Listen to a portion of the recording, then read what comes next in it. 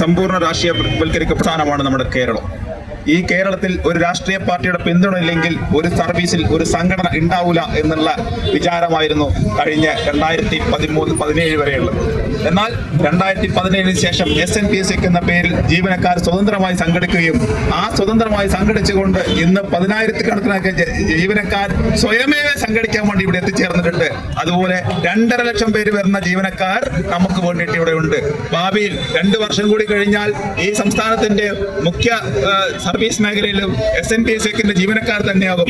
അവർ കേവലം 5 ലക്ഷം പേരും ആ 5 ലക്ഷവും അവരുടെ കുടുംബവും ചേർന്നാൽ 12 അല്ലെങ്കിൽ 15 ലക്ഷം പേരുടെ ജീവനക്കാർ വരും. ആ 15 ലക്ഷം ജീവനക്കാർ ഈ ഭരണസമിതിയിൽ ആര് ഭരിക്കണമെന്ന് തീരുമാനിക്കും. അത്തരം ഒരു തീരുമാനത്തിന് ഞങ്ങൾ SNPSC ഇവിടെ രൂപപ്പെട്ട് കഴിഞ്ഞിട്ടു.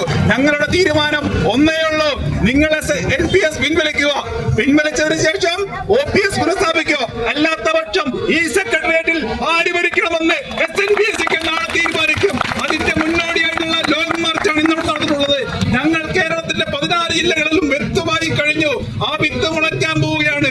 വിത്ത് മുളച്ചുകൊണ്ട് ഈ അനന്തപുരിയിൽ SNPSCയുടെ കാര്യങ്ങൾ അവതരിപ്പിച്ചുകൊണ്ട് അവർക്ക് വേണ്ടി ഭരിക്കുന്ന ഭരണ